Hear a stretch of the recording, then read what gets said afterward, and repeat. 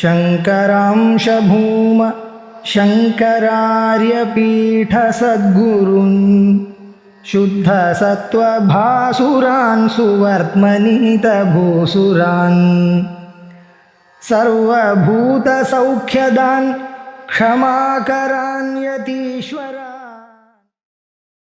नमः श्री शंकरानंद गुरुपादाम्बुजन्मने सविलास महामोह ग्राहग्रासैक कर्मणे पंचदशी ग्रंथத்தை பார்த்துட்டு இருக்கோம்.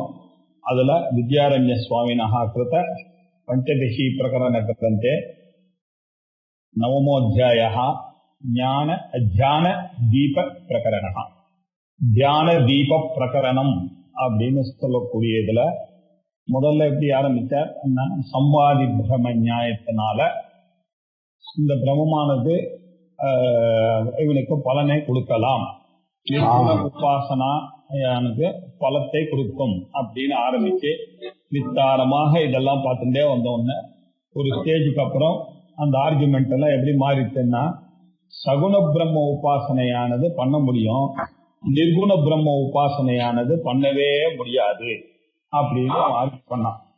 ஒரு குணங்கள் இருந்தாதானே சார் மனசு பிடிக்கும், அப்படி இருந்தாதானே குணத்தை பண்ண முடியும், நிர்குணமான ஒரு பிரம்மத்தை உபாசனை பண்றதுன்றதே முடியாது அப்படின்னு உடனே இவன் கோபமா அவனை கேட்டாரு.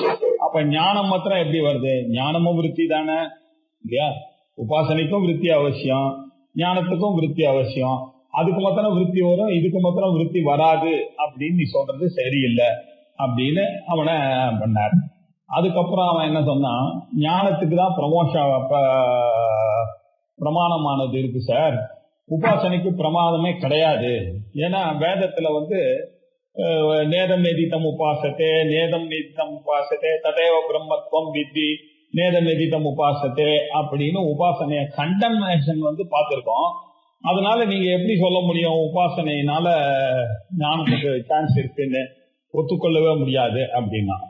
அப்பா நீ இப்படி சொல்லி ஆர்கியூ பண்ணா, அந்த ஸ்ருதியை கோட் பண்ணா, அதுல இருக்கக்கூடிய ஒரு வார்த்தையே உனக்கு எகென்ஸ்டா இருக்கு. ததேவ பிரம்மத்துவம் வித்தி அப்படின்னு ஒரு வார்த்தை இருக்கு இல்லையா? அப்படின்னா என்ன அர்த்தம்? அந்த பிரம்மத்தை நீ அறிந்தாரே ஆனால் இல்லையா, அது அந்த அறிவதுதான் பிரம்மம், எதை நீ உபாசிக்கிறாயோ அது இல்லை, அப்படிதான் நீ புரிஞ்சுட்டு என்கிட்ட ஆர்கியூ பண்ற. இப்ப எதை நீ அறிகிறாயோன்னு படிச்சிருக்க, அதுக்கு அடுத்ததுலயே அவர் என்ன பண்ணிருக்காரு இல்லையா, விதித்த அவிதிதாபியாம் அந்யது பிரம்மா அப்படின்னு சொல்லியிருக்காரு. அறிவதற்கும்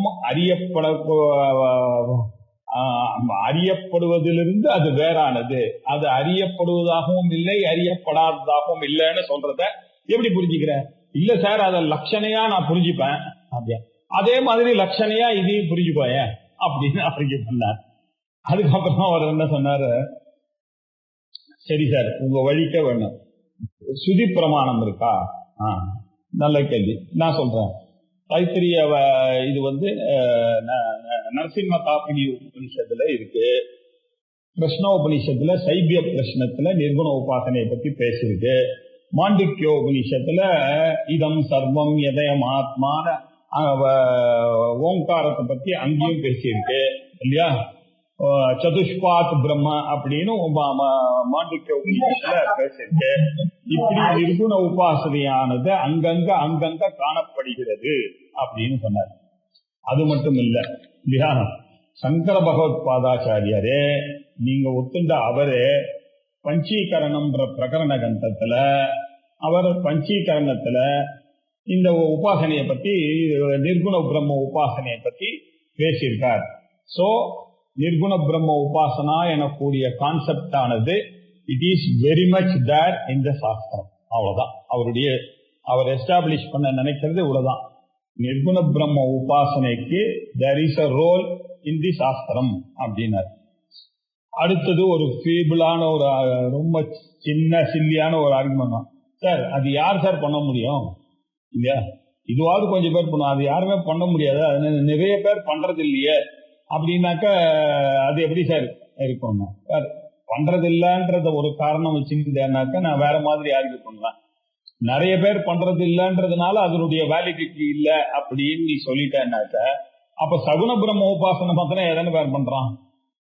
இல்லையா? உலகத்துல எல்லாருமே மெட்டீரியலிஸ்டிக்கா தான் இருக்காங்க, கொஞ்சம் பேர் தானே பண்றா. அப்படின்னா இதுவும் இன்வாலிட்னு ஆயிடுமே. அதனால இந்த ஆர்குமெண்ட்டை வச்சுட்டு நீ சொல்ற வைதிக கர்மான்றது ரொம்ப ரேரு, யாகம் பண்றதெல்லாம் ரொம்ப ரேரா இருக்கு அப்படின்னாக்கா அது சாஸ்திரத்துல இருக்கக்கூடாதுன்னு சொல்லுவியா நீ? அதனால இது எங்க மூடர்கள் ஜாஸ்தி இருக்கார்களோ அங்க இந்த உபாசனாதி விஷயங்கள்லாம் குறைவா இருக்கும்ன்றதுதான் லெட்டஸ் அக்செப்ட். அதே மாதிரி மெட்டீரியலிஸ்டிக்கா இருக்கக்கூடியவர்கள் தான் ஜபத்தை எடுத்துக்கிறாங்க. அப்படி வேணா சொல்லுங்க, நம்ம என்ன பண்றது? அவளுக்கு எனக்கு அது வேணும் இது வேணும், வீடு நல்லா இருக்கணும், குழந்தை நல்லா இருக்கணும், குழந்தை கல்யாணம், இப்படிதான் நினைச்சுட்டு எல்லாரும் உபாசனா பண்றாங்க. அதனால அவளை வச்சுட்டு நீ டிசைட் பண்ணாத. அப்படியே இருக்கு. நிர்குண உபாசனையும் பிரம்மத்துல இருக்கு, அது அவளுக்கு தெரியாம இருக்கலாம். தட் டசன்ட் மீன் சிலபஸ்லயே இல்லைன்னு சொல்லாதீங்க. சாஸ்திரத்துல வெரி மச் தட் அப்படின்னு அவன் வாயிலேயே அதை சொல்ல வச்சார்.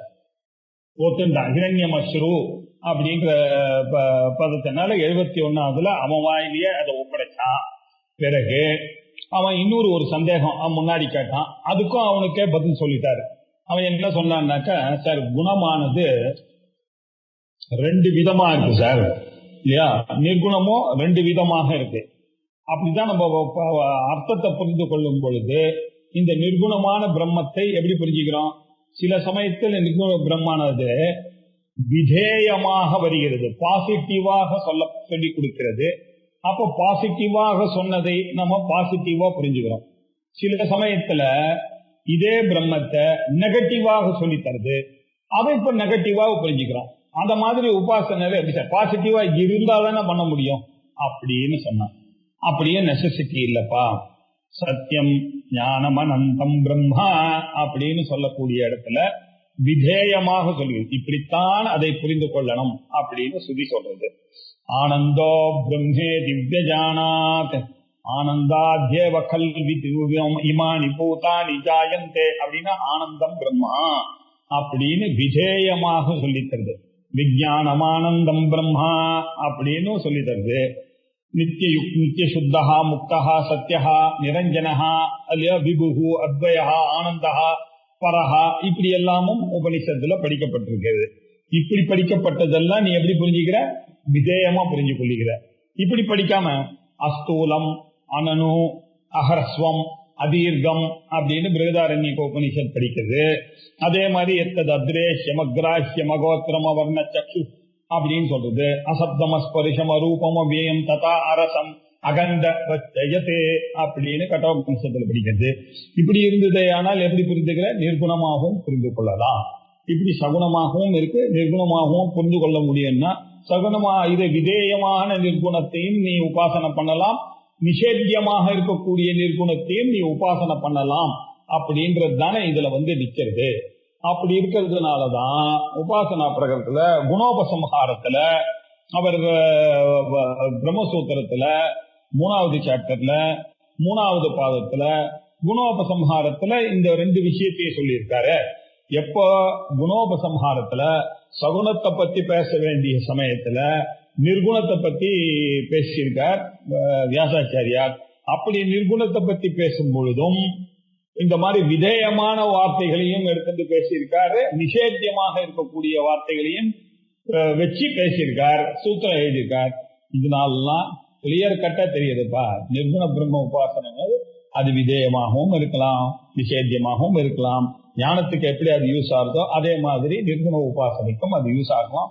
இதுல ஒரு அனுபவத்தையும் இல்லை அப்படின்னு சொல்லி ஆனந்தாதயா பிரதானஸ்ய அப்படின்னு பிரம்மசூத்திரத்தை இருக்கின்ற அதுல பிரிய சிரத்வாதி பிராப்தி உபஜய அபஜய எல்லாம் இருக்கு அப்படின்னு சொன்னா இல்ல, இதுவேத்து அர்த்த சாமானியா அப்படின்ற சூத்திரத்துல இல்ல, இந்த குணங்கள்லாம் விதிச்சிருந்தாலும் அது நிர்குணமான பிரம்மத்தை தான் சொல்லுகிறது அப்படின்னு சொன்னதுனால நிர்குண பிரம்ம உபாசனையை அங்க போற்றிருக்கார் குணோபசம்ஹார பாதத்துல.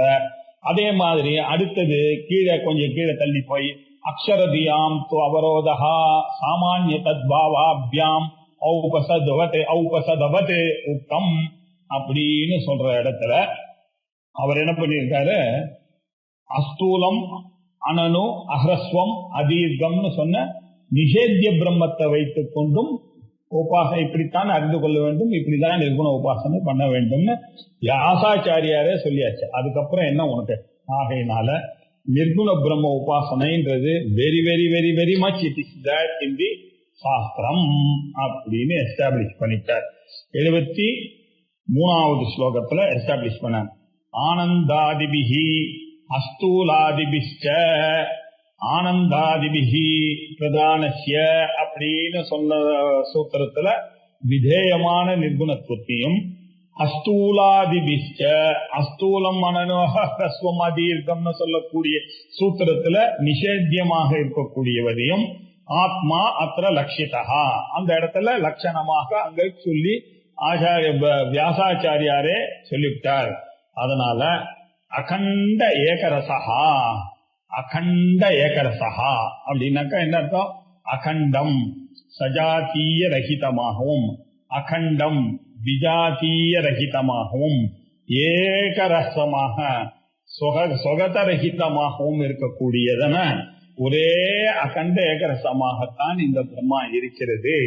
அந்த பிரம்மந்தான் சகா அகம், நானே அந்த பிரம்மம் அஸ்மி, நானே அந்த பிரம்மமாக இருக்கிறேன் என்று சொல்லப்பட்டிருக்கிறதன் வழியாக இப்படியே நீ உபாசி, இது உபாசத்தே, இப்படி உபாசிப்பார்கள் அப்படின்னு சொல்லிட்டார். ஆகையினால எல்லா ஆர்குமெண்ட்டுக்கும் ஒரு முடிவு கட்டியாச்சு. கட்டி இந்த டாபிக்க ஒரு வழியா க்ளோஸ் பண்ணார். இதுக்கப்புறம் ரொம்ப இம்பார்ட்டன்டான ஒரு டாபிக், மோஸ்ட் இம்பார்ட்டன்ட் டாபிக் உள்ள போறாரு. இப்போ போனோன்னு இந்த உபாசனைக்கும் ஞானத்துக்கும் இருக்கக்கூடிய டிஃபரன்ஸ் என்ன அப்படின்னு சொல்லணும். நிர்குண பிரம்ம உபாசனா அப்படின்னு சொல்றீங்க. நான் பண்ணணும்னா என்ன பண்ணோம்? அந்த நிர்குணமான பிரம்மத்தினுடைய தன்மைகளை நான் என்னுடைய புத்திக்குள்ள வைத்துக் கொண்டு அதை திருப்ப திருப்ப ரிப்பீட் பண்ண வேண்டும். அப்பதானே உபாசனா. உபாசனான்னா அதான் அர்த்தம் இல்லையா? உபாசனான்னா என்ன அர்த்தம்? விஜாத்திய ரஹித சஜாத்திய அனந்ததித விருத்தி பிரவாகா இல்லையா? வேற எந்த ஒரு எண்ண குறுக்கீடும் இல்லாமல் அந்த எண்ணத்தையே இடைவிடாமல் நினைத்துக் கொண்டிருப்பதற்கு பெயர் தானே உபாசனை. நிர்குண பிரம்ம உபாசனைன்னு அர்த்தம் பிரம்மத்தினுடைய நிர்குணமான தன்மைகளையே திரும்ப திரும்ப திரும்ப நினைப்பது தானே குணம் இல்லையா? இதுதானே நிர்குண பிரம்ம உபாசனா.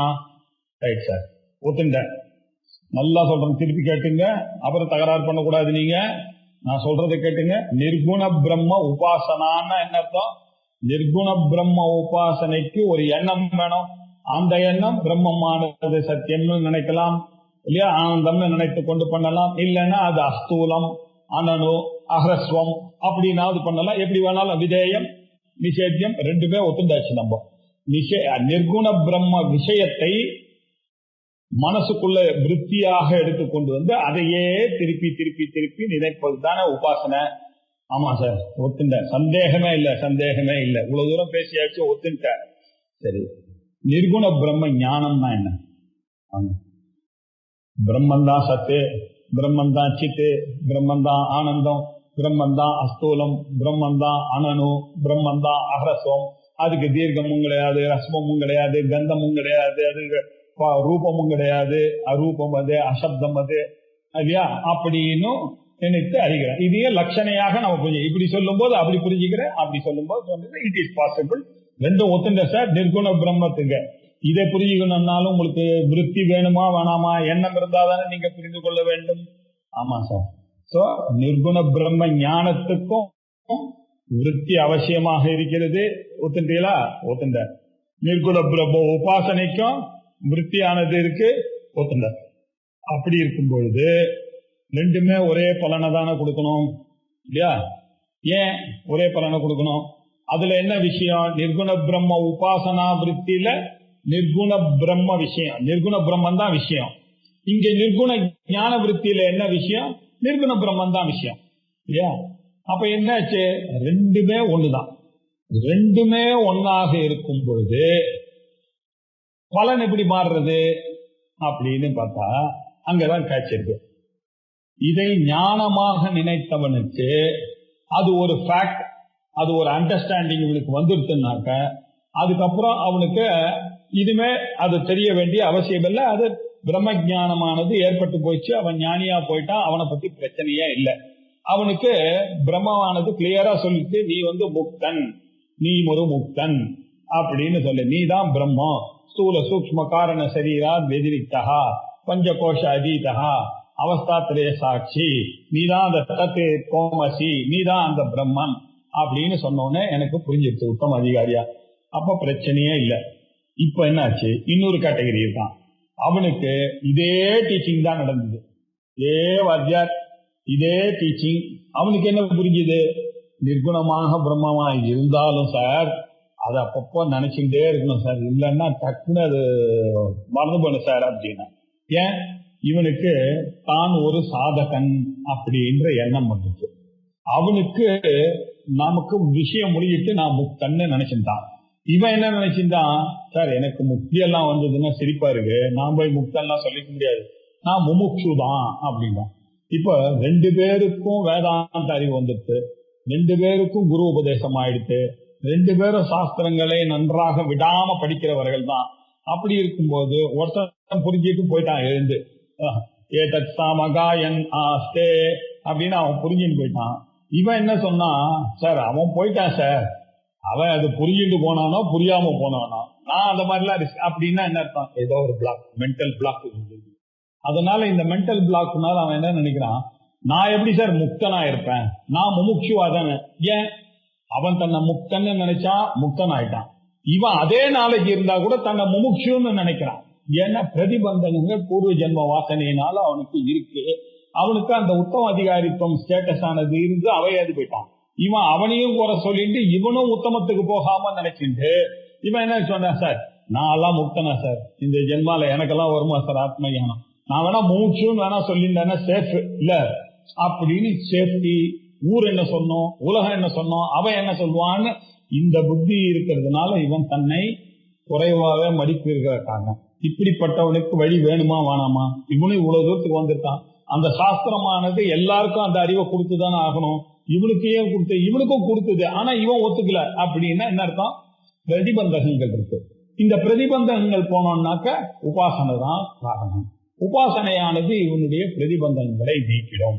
ஆகையினால இவன் என்ன பண்ண வேண்டியது, நிர்குண பிரம்ம உபாசனை பண்ண வேண்டி இருக்கு அப்படின்னா. ரைட்டா, இதுதான் கரெக்ட். அவனுக்கு அண்டர்ஸ்டாண்டிங் இருந்தது இல்ல, அவன் அந்த ஞானத்தை உத்தம அதிகாரி ஞானம் என்று ஒத்துக்கொண்டான் இல்லையா. இவன் அந்த ஞானத்தை ஞானம்னு ஒத்துக்கொண்டாலும் இவனுக்கு ஒரு பிரமமானது இருக்கிறது, இவனுக்கு சம்மாதி பிரமம் அப்படின்னு இதுக்கு பேர் தான். இவனுக்கு ஞான ஆபாசம் தான் இருக்கே தவிர ஞானம் இல்லை இல்லையா. அவனுக்கு ஞான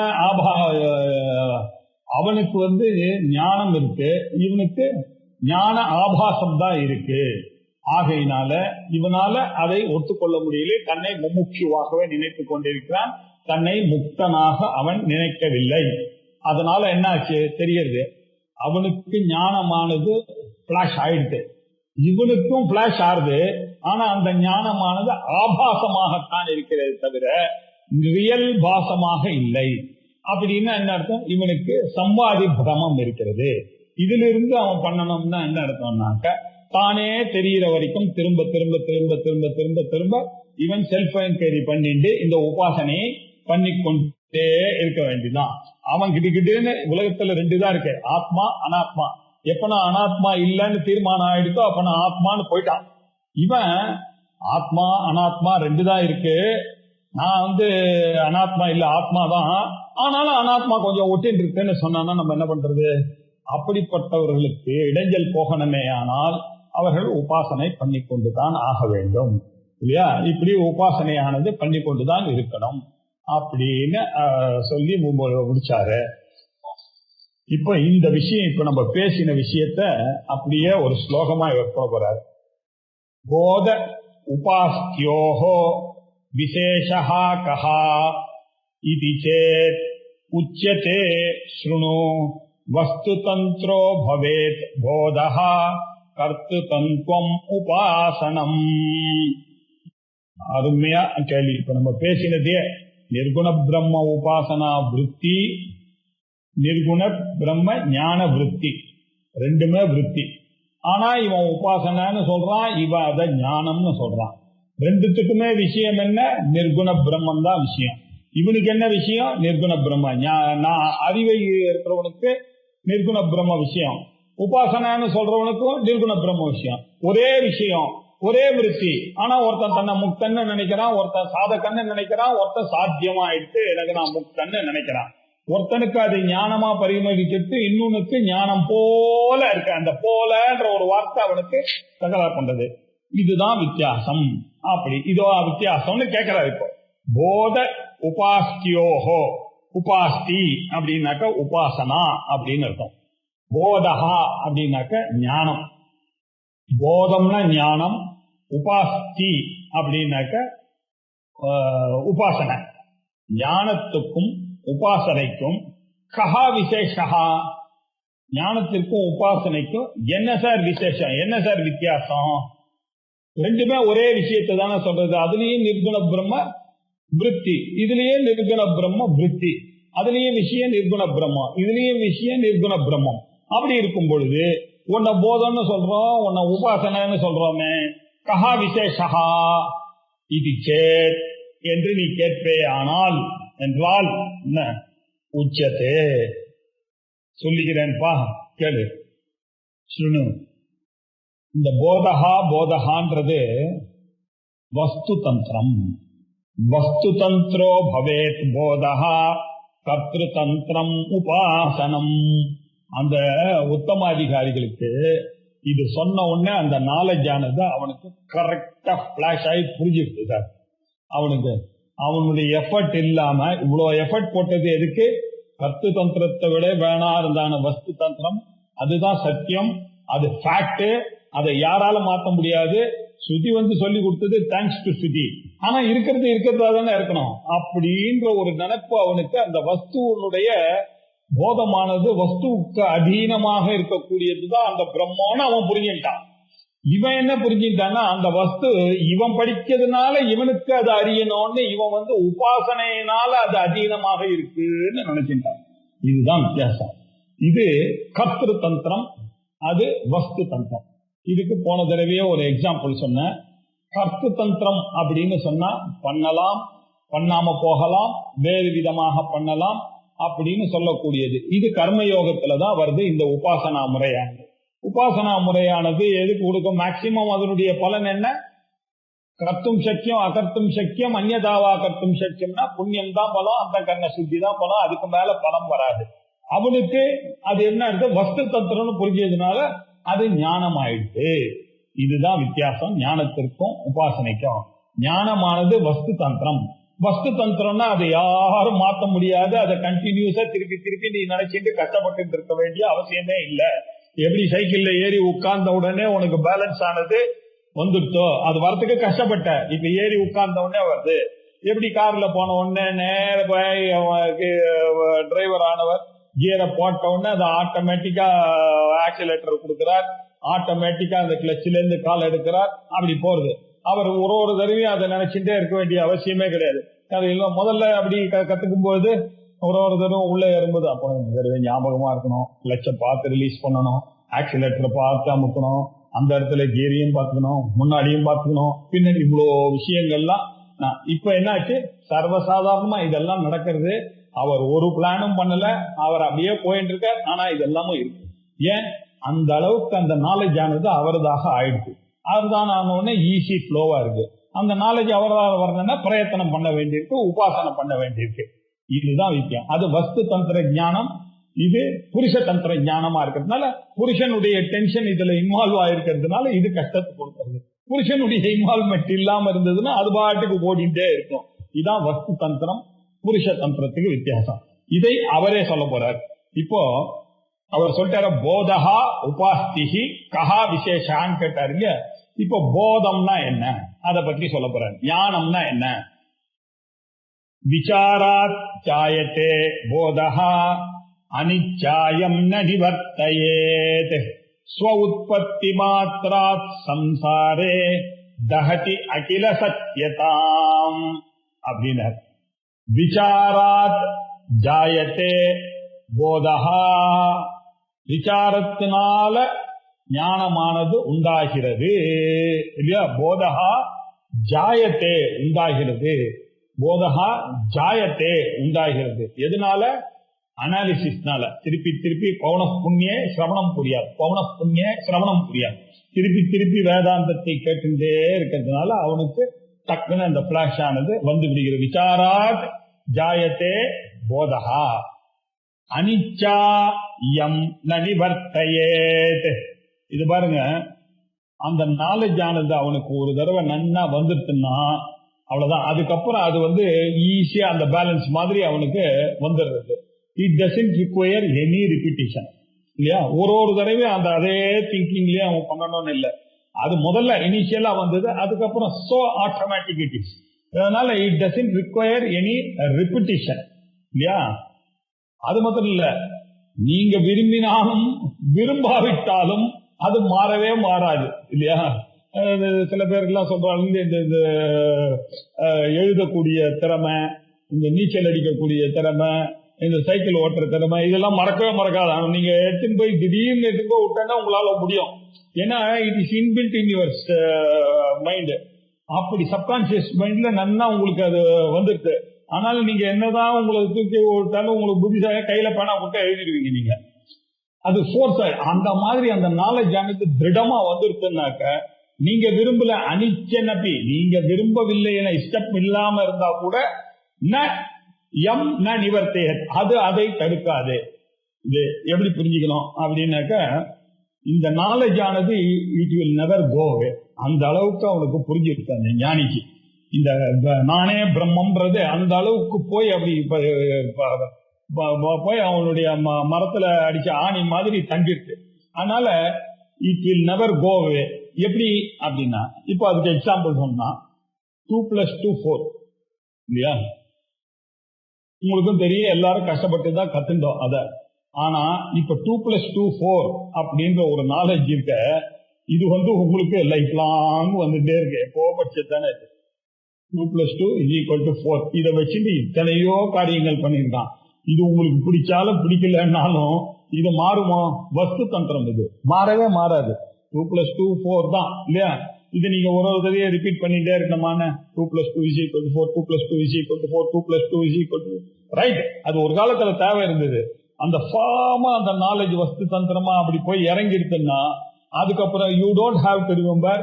எப்போ உங்களுக்கு தேவையோ அப்போ ஆட்டோமேட்டிக்கா அது வரும். இதே மாதிரிதான் ஜீவன் முக்தியினுடைய நிலையம். அது வந்து அவனுக்கு வந்துருச்சேனால் அதுக்கப்புறம் அவங்ககிட்ட இருந்து அது மாறவே மாறாது. ஸ்வ உற்பத்தி மாத்திராது இல்லையா. அது வந்து அந்த போதமானது உண்டான பிறகு ஸ்வ உற்பத்தி மாத்திராது. அந்த ஞானமானது நானே பிரம்மன் என்ற ஞானமானது எனக்கு வந்து விட்டதே. ஆனால் by the rise of that knowledge அகம் பிரம்மாஸ்மின்றது வந்துருச்சுனாக்க அவனுக்கு சம்சாரே இல்லையா, இந்த சம்சாரத்துல அகில சத்தியதாம் தகதி. அவனுக்கு இந்த உலகம் ஆனது வாஸ்தவம் இல்ல, வியாபகாரிக்கம். இதுல எல்லாம் இப்படிதான் இருக்கும், எல்லாம் தப்பு தப்பா இருக்கும், 4 பேர் 4 பேசுவான், இதெல்லாம் நமக்கு தெரிஞ்சிருக்கு இல்லையா. ஆனா மெச்சூர்டா அவன் ஹேண்டில் பண்றான். இது எல்லாமே அகிலம் இல்லையா. இந்த உலகத்தில் இருக்கக்கூடிய எல்லா விதமானதுக்கும் சத்தியதாம் வாஸ்தவத்தன்மை என்று இவ்வளவு நாள் நினைச்சது எல்லாம் அகம் பிரம்மாஸ்மி என்ற அறிவு வந்த பிறகு இது எல்லாம் தகதி, இந்த சம்சாரத்துல எல்லாம் அவனுக்கு எரிஞ்சு போச்சு. இதுக்கப்புறம் it is only he is only enjoying life. அவ்வளவுதான் எல்லாம் நடக்கிறது. நான் தான் பிரம்மன்னு தெரிஞ்சு போச்சு. அதுக்கப்புறம் என்ன வேணாம். ஏன்னா கீதையில சொல்லியிருக்காரு, எத்யதாச்சரதி சிரேஷ்டா ததேவ இதரோ ஜனகா. ஜீவன் முக்தனாக இருக்கக்கூடியவனா இருக்கவன் 2 விதமாக இருக்கலாம். ஆக்டிவாகவும் இருக்கலாம், பாசிவாகவும் இருந்து கொண்டு நிர்குண உபாசனை பண்ணி கொண்டு ஓரமா உட்கார்ந்து மலையிலையும் இருக்கலாம், இல்ல ஜனங்களோடையும் இருக்கலாம். ஆனா அவர் என்ன பண்றார், நம்ம வந்தா மாதிரி எல்லாரும் வரணும் அப்படின்றதுல எத்யத் ஆச்சரதி சிரேஷ்டா ததேவ இதரோ ஜனகா சயத் பிரமாணம் கொடுத்து லோகஸ்தத் அனுவர்த்ததே. எல்லாரும் இவரை பார்த்து பிரமாணமா நினைச்சிட்டு வந்துட்டா என்ன பண்றது? ஆகையினால இவர் என்ன பண்ணிட்டு இருக்கணும், உபாசனை பண்ணிட்டு இருக்கணும், கர்ம பண்ணிட்டு இருக்கணும். யாராவது பண்ணாக்கா அதை போய் ஒரு பிரமாதம் அப்படிதான் பண்ணணும்னு சொல்லிட்டு இப்படியே இருக்கணும். ஏன்னா என்ன புத்தி பேதம் ஜனையே அஜ்ஞானி நாம் கர்ம சங்கினாம், அது வேற பகவான் சொல்லி கொடுத்துட்டார். அவன் ஏதோ இன்னசென்ட்டா பண்ணிட்டு இருக்கான் உபாசனை கர்மா, அவங்கிட்ட போய் புத்தி பேதத்தை உண்டு பண்ணி அதெல்லாம் என்னப்பா இருக்கு வேதாந்தம் தான்பா அப்படின்னு சொன்னா அவன் இங்கேயும் இல்லாம அங்கேயும் இல்லாம உன்னால போடுவான். அதனால என்ன பண்ணணும், அவளுக்கு தக்கின கர்மா எப்படியோ அப்படியே வர வச்சு அப்படிதான் போனோம். அதுக்கு நம்ம காரணமா இருக்கணும்னா என்ன பண்ணணும் அப்படின்னாக்க இதே விஷயங்களே நம்மளும் ஈடுபட்டுட்டே இருந்தாதான் அவனே கொஞ்சம் கொஞ்சமா வருவான்.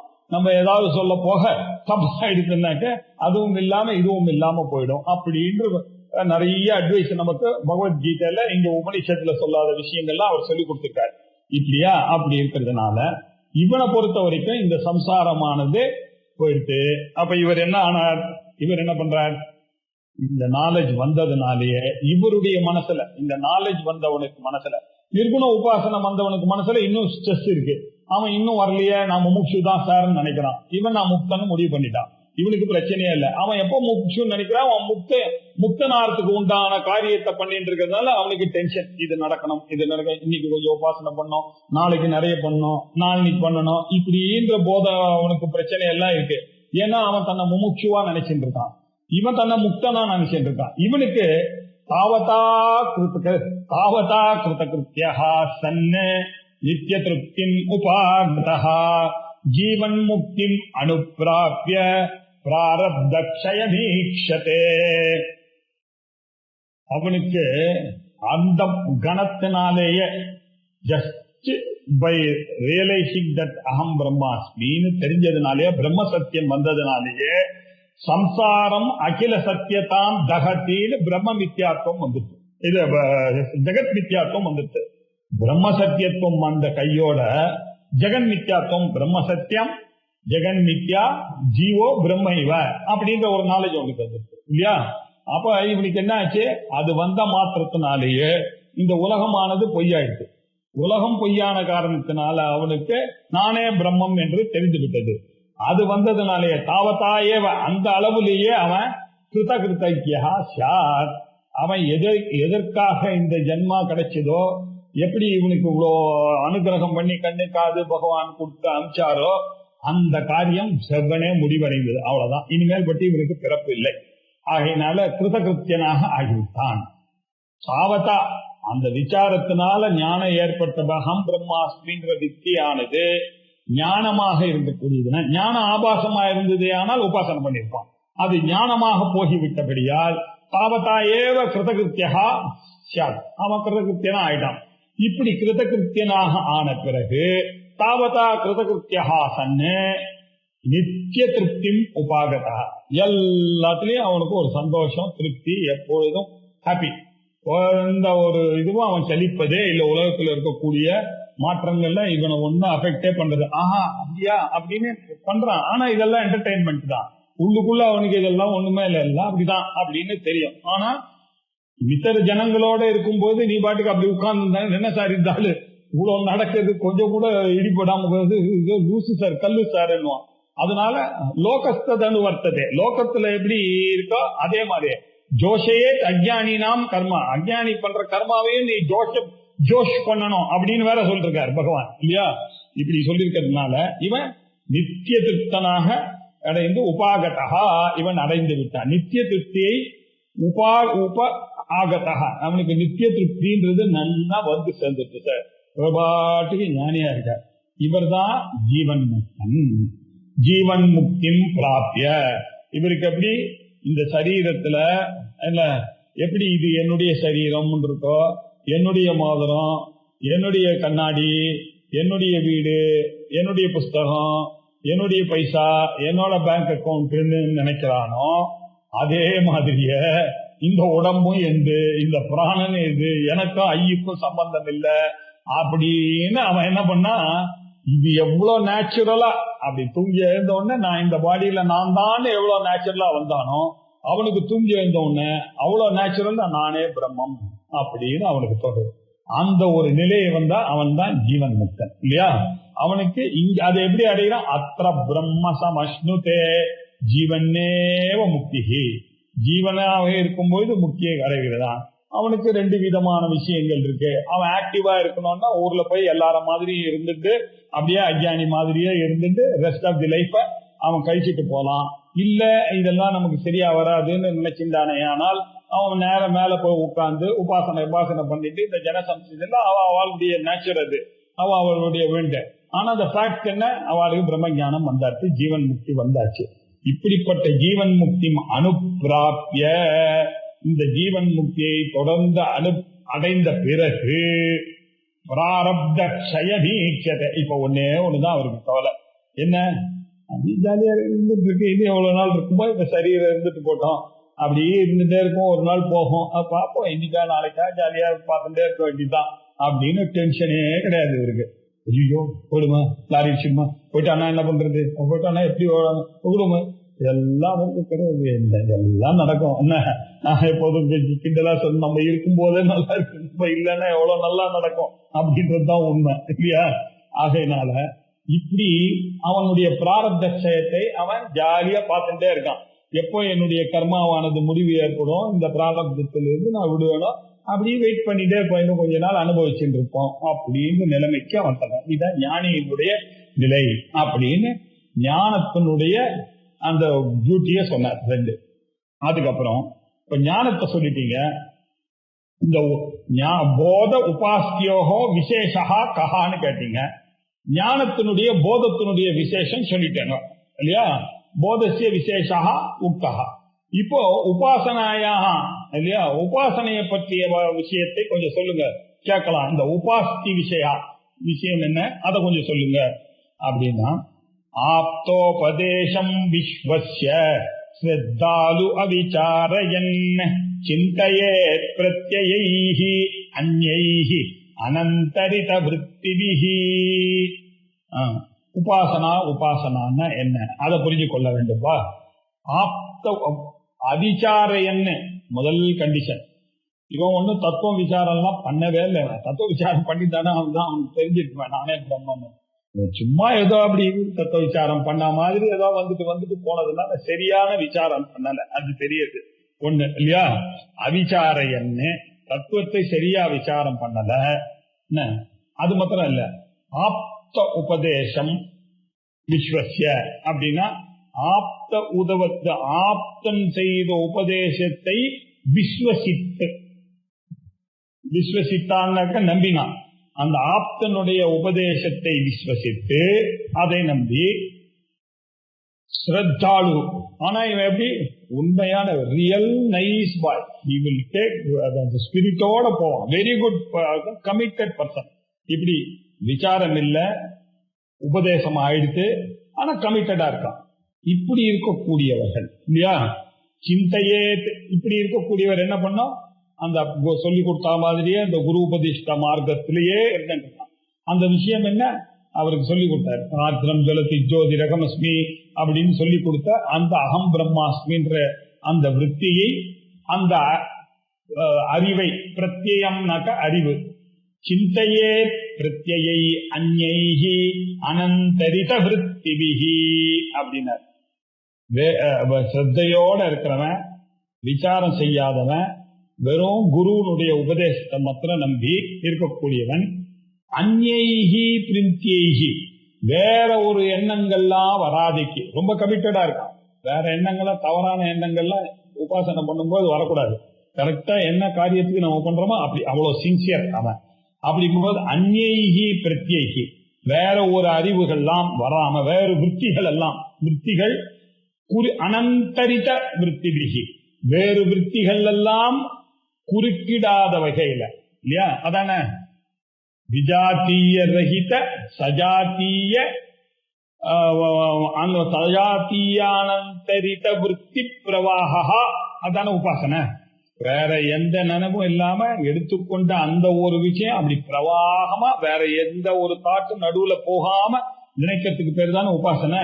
இதுக்கு பேர் தான் இப்படி சிந்தையே, இப்படி சிந்திக்க வேண்டும். மனோவிருத்தியானது, பிரத்யேகமானது, இவனுடைய எண்ணமானது இப்படி இருக்க வேண்டும். என்ன, வேறு எண்ணங்கள் குறுக்கிடாதவாறு, விஜாத்தியமான எண்ணங்கள் குறுக்கிடாதவாறு, நீ நினைத்து கொண்டு இருக்கக்கூடிய அந்த ஒரு எண்ணத்திலேயே அகம் பிரம்மாஸ்மி என்ற எண்ணத்தை விடாமல் செய்து கொண்டு இருக்க வேண்டும்.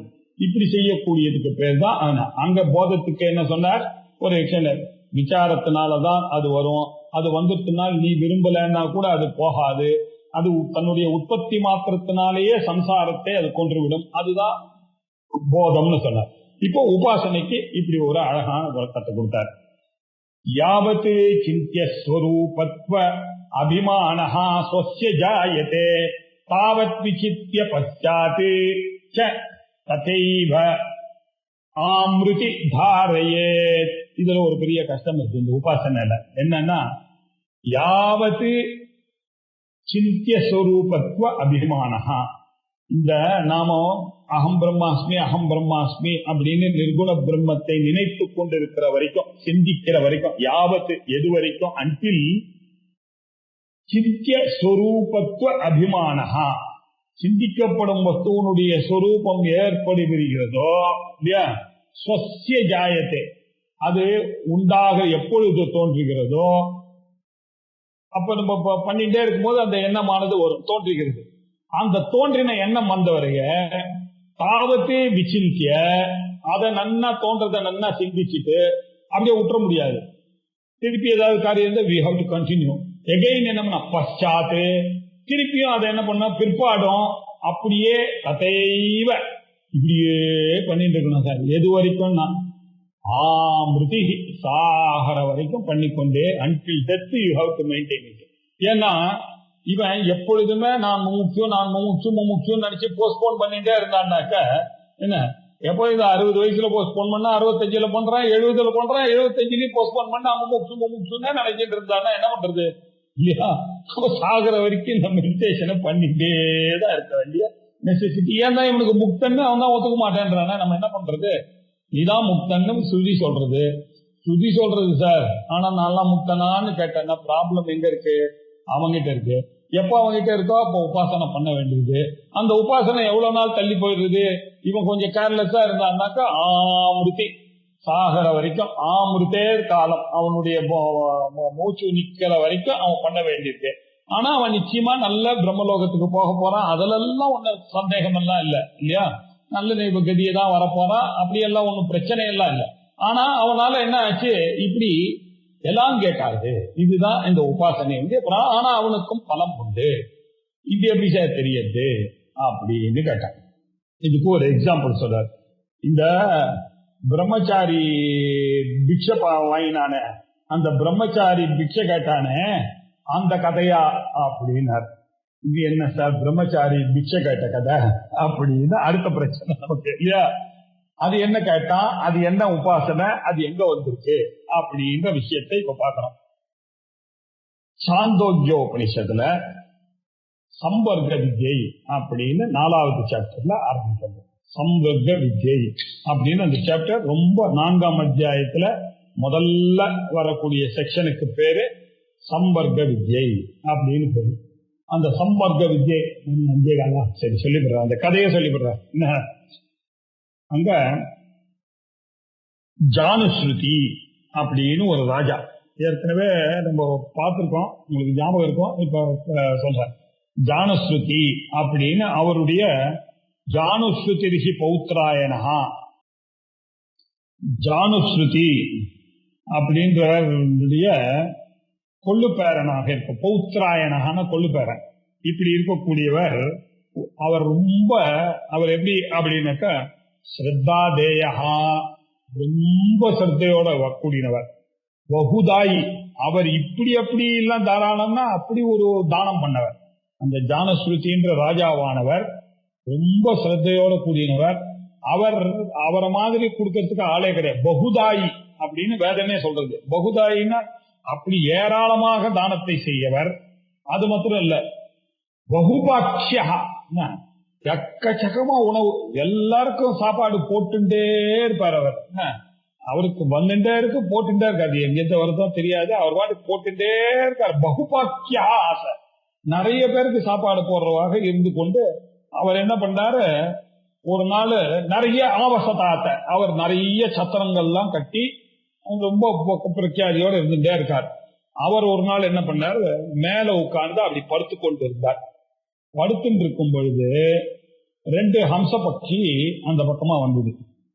அதுல ஒரு ஹம்ச பட்சி பக்கத்துல இருக்கக்கூடிய ஹம்ச பட்சியை பார்த்து கூப்பிட்டுது, ஏ பல்லாக்கா, என்ன ஏ பல்லாக்ஷா, கீழே அந்த பறவைகளுக்கு நாலேஜ் பாருங்க, அதுங்கெல்லாம் கூட பிராரப்தத்தினால பறவையா பிறந்ததுன்னு தெரிஞ்சுக்க வேண்டியிருக்கு, நாலேஜோட இருக்கு. அது சொன்னேன், ஏ பல்லாக்ஷா, கீழே இதை படுத்துட்டு இருக்காரு இந்த ஜானுஸ்மிருதி ராஜா படுத்துட்டு இருக்கார். இவருடைய பெருமை, இவருடைய சிரத்தை என்ன, இவருடைய வள்ளல் தன்மை என்ன, இவர் போடுற சாப்பாடு என்ன, இவர் கட்டி வச்சிருக்கக்கூடிய சத்திரங்கள் என்ன, இப்படி இவருக்கு ரொம்ப பிரக்யாதி இருக்கு.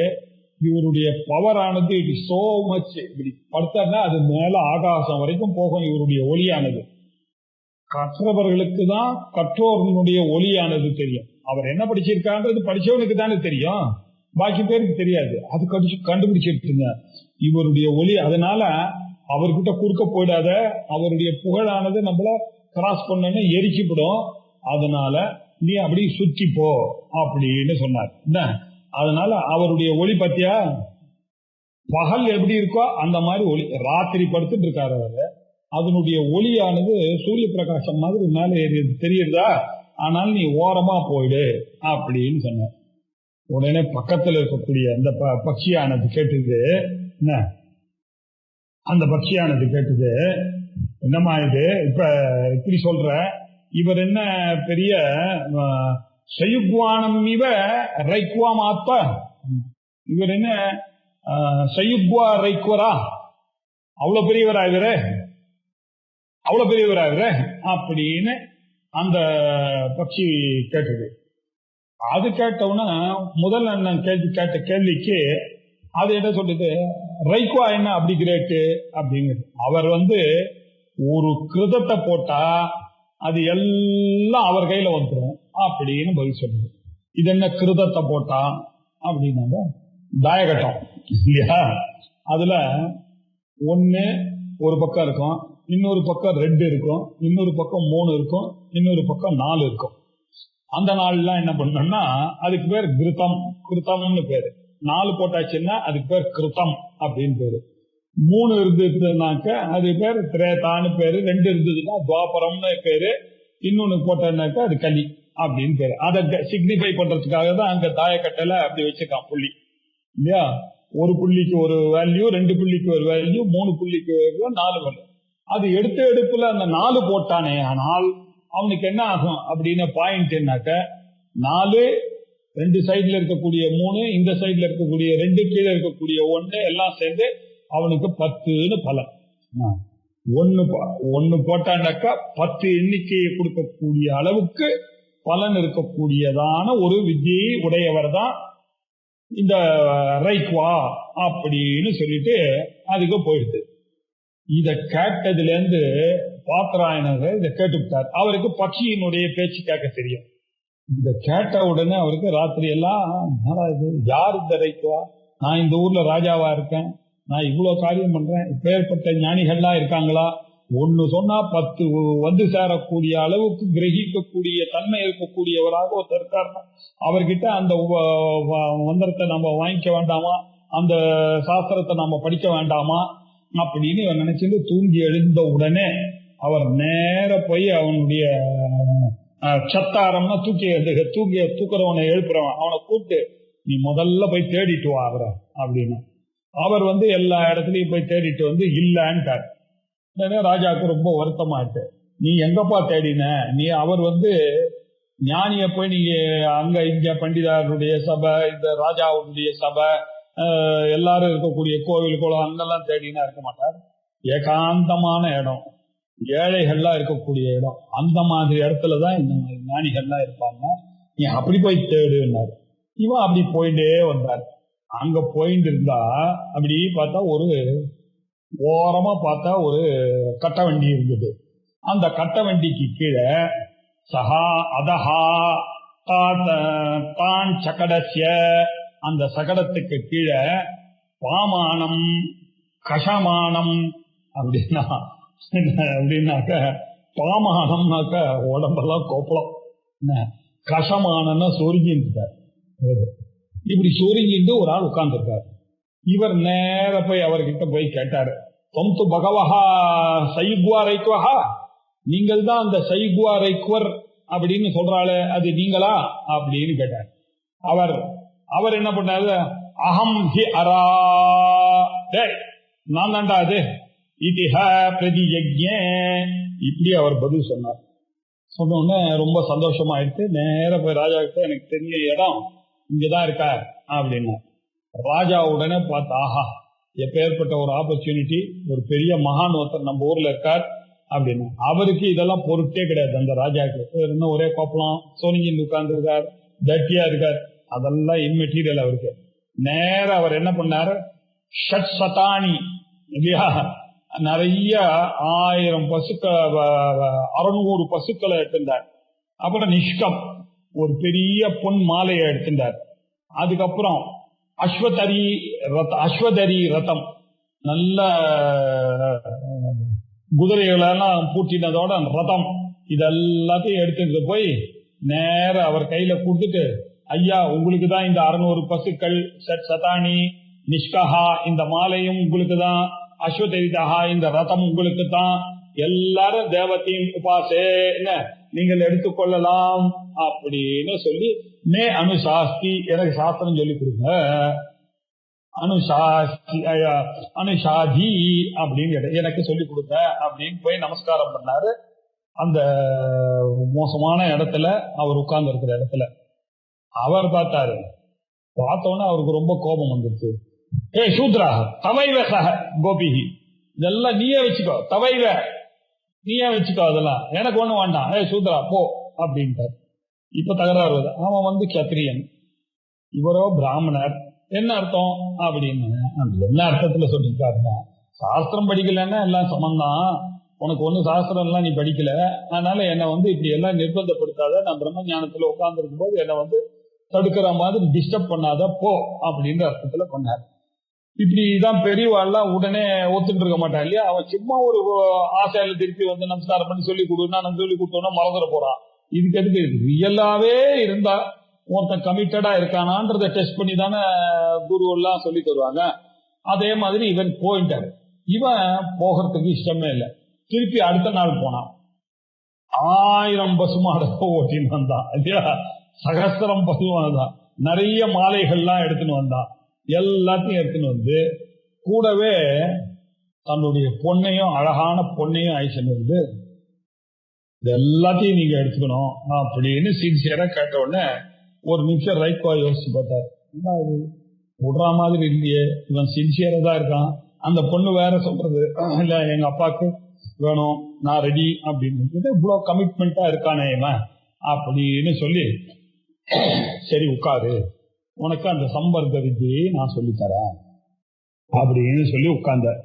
சம்பர்க்க வித்ய அப்படின்னா என்ன அப்படின்னாக்க, சம்பர்க்கம்னாக்க லயஸ்தானம் அர்த்தம். எப்படி ஆத்மன ஆகாஷ சம்பூதா, ஆகாஷாத் வாயு, வாயோர் அக்னி, அக்னேராபஹ, அத்ய பிருத்திவி, அப்படிதான் கிரமம். சோ லயமாகும் பொழுது எப்படி வரும், பிருத்திவியானது தண்ணிக்கு போகும், தண்ணியானது அக்னிக்கு போகும், அக்னியானது எங்க போய் சேரும், வாயுல போய் சேரும். இப்படித்தானே லயமாகும். அந்த விஷயத்தை இவனுக்கு சொல்லி தந்தார். அதிதெய்வமாக இருக்க வாயுர் வாவ சம்பர்கா, யதா வா அக்னிஹி உத்வாயதி வாயுமேவ அப்யேதி. அப்பா அக்னி அணையும் போது எப்படி வாயுல ஒடுங்கிறதோ அதே மாதிரிதான் ததா சூரியா அஸ்தவேதி, சூரியனும் இப்படிதான் மறைகிறான். வாயுமேவ அப்யேதி, அவன் வாயுவைத்தான் அடைகிறான். சந்திரஹா அஸ்தமேதி வாயுமேவாப்யதி, அந்த சந்திரனானது மறையும் பொழுதும் அப்படித்தான் நடக்கிறது அப்படின்னு சொல்லி, யதா ஆபஹா உச்சுஷ்யந்தி வாயுமேவ அபியந்தி அப்படின்னு சொன்னார். வாயு பகவான் இருக்கார் ஒண்ணு, அவர் லயம் அக்னி அவர்கிட்ட ஒடுங்கிறது, சூரியன் ஒடுங்கிறது, சந்திரன் ஒடுங்கிறது, தண்ணி ஒடுங்கிறது. 5 சொல்லியிருக்கேன், ஞாபகம் வச்சுக்கணும். அந்த வாயுவையும் சேர்த்து 4 ஒடுங்கிறது இல்லையா, சூரியன், சந்திரன், அக்னி, தண்ணி எங்க ஒடுங்கிறது? வாயு, வாயுவும் ஒடுங்க போகுது இல்லையா? இப்படி 5. இதே மாதிரிதான் மனுஷனும் சாகும் பொழுது என்ன ஆறான் அப்படின்னு கேட்டா, பிராணோ வாவ சம்பர்கா, இப்படிதான் லயமாறுது. அது எப்படி வருது? சக்ஷுஹு பிராணம், அப்போ வாக் அப்யேதி, முதல்ல வாகிந்திரியமானது பிராணத்துல போய் ஒடுங்கும். அடுத்தது சக்ஷுஹு, அந்த சக்ஷுவானது பிராணத்துல ஒடுங்கும். ஸ்ரோத்ரம் பிராணஹா, ஸ்ரோத்ரம் பிராணம், ஸ்ரோத்ரமானதும் பிராணத்துல ஒடுங்கும். மனம் பிராணம். இப்ப 5 இல்லையா? என்னென்ன? வாக்கு, பிராணன், வாக்கு, சக்ஷுஹு, ஸ்ரோத்ரம், மனசு. இந்த 5 ஒடுங்கும். இதுதான் 2த்தையும் கிரகிக்கிறது அப்படின்னு பேரு.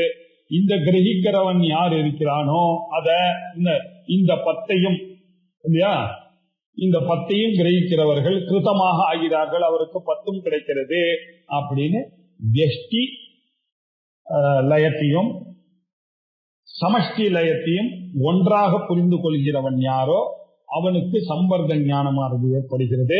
அவனுக்கு 10 விதமான கிரகிக்கக்கூடிய தன்மை இருக்கிறது.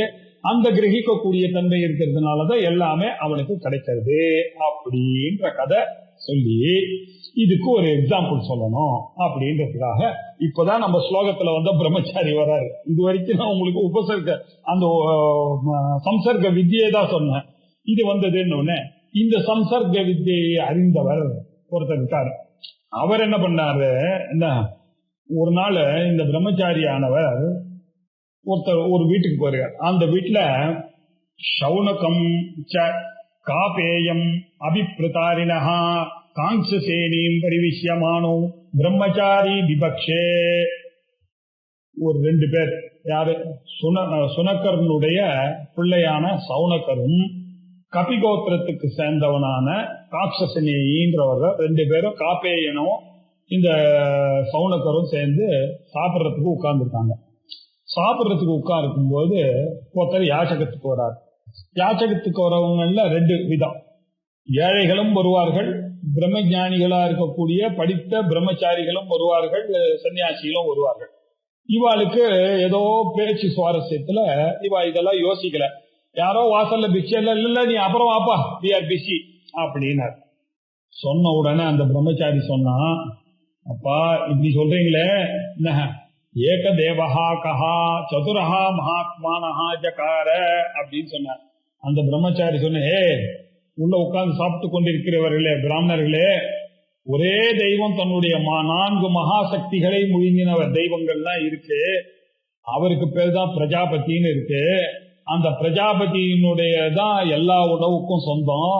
அந்த பிரஜாபதியாக நான் இருக்கிற நான் உங்ககிட்ட உணவு கேட்கிறேன் அப்படின்னு சொன்னாரோ இல்லையோ, இவா 2 பேரும் அலறி அடிச்சுட்டு என்ன விஷயம் சொல்றாரு? ஒரே விஷயத்துல நானும் ஒடுங்கிறது, அந்த விஷயம் எங்க ஒடுங்கிறதோ அந்த பிரஜாபதி வித்தியை தெரிந்தவன் நான் வந்திருக்கேன் அப்படின்னு சொன்ன உடனே அவன்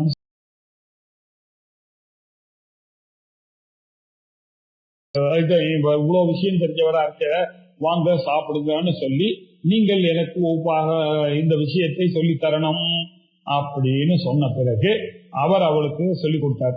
இந்த மாதிரியானது எப்படி பிராணன், வாக்கு, கண்ணு, காது, மனம் ஆகிய இந்த 5, வாயு, அக்னி, சூரியன், சந்திரன், தண்ணீர் ஆகிய 5, இந்த 5 இவை 2 சேர்ந்ததுன்னா 10. இந்த 10ன்ற எண்ணிக்கை கிருத்தம் என்ற தாய விளையாட்டு பற்றி ஏற்கனவே பார்த்திருக்கோம். இந்த உயர்ந்த எண்ணிக்கையாவது 4 + 3 + 2 + 1 = 10. இந்த கிருதந்தாம்பா விராட்டு. இந்த விராட்டுல 10 எழுத்துக்கள் இருக்கு. இது 10 திசைகளை குறிக்கிறது. இந்த 10 திசைகளிலும் நிறைந்து இருக்கக்கூடியவர் தான் பகவானு, அவர் தான் பிரஜாபதி அப்படின்ற விஷயத்தை அவருக்கு சொன்னான். அப்படி சொன்ன அந்த பிரம்மச்சாரி அந்த சம்பர்க்க உபாசனையை பற்றி, பிராணோபாசனையை பற்றி அவன் சொன்னத இதெல்லாம் நமக்கு தெரியும்னு நினைச்சிட்டு வித்யாரண்யர் என்ன பண்ணிட்டாரு, இது எல்லாத்தையும் மனசுல வச்சுட்டு பிரம்மச்சாரி பிட்சமானஹா யுத சம்பர்க்க வித்யா, பிராணனை சம்பர்க்கம் என்று உபாசனை செய்து கொண்டிருந்த ஒரு பிரம்மச்சாரி பிச்சை எடுக்கும் பொழுது சம்பர்க்க ரூபத்துவம் சித்தே தாரயித்வாஹி அபட்சதே, இப்படி இந்த சம்பர்க்க வித்தியை மனசுல வைத்துக் கொண்டுதான் சம்பர்க்க ஸ்வரூபமாக இவர் ஆத்மதாரணை செய்து கொண்டுதான் அல்லவா அவர் பிச்சை எடுத்தார் அப்படின்னு சொன்னார். இந்த எண்ணத்தோட தான் அவர் பிச்சை எடுத்தார் அப்படின்னு சொன்ன இந்த விஷயம் இதனுடைய மேல் பாகம் ரசமான பாகம். இதை அடுத்த ஞாயிற்றுக்கிழமை அன்னைக்கு பார்ப்போம். ஓம் பூர்ணமத பூர்ணமிதம் பூர்ணாத் பூர்ணமுதச்யதே பூர்ணஸ்ய பூர்ணமாதாய பூர்ணமேவாவசிஷ்யதே. ஓம் சாந்தி சாந்தி சாந்தி. ஹரி ஓம். ஸ்ரீ குருभ्यो நமः. ஹரி ஓம்.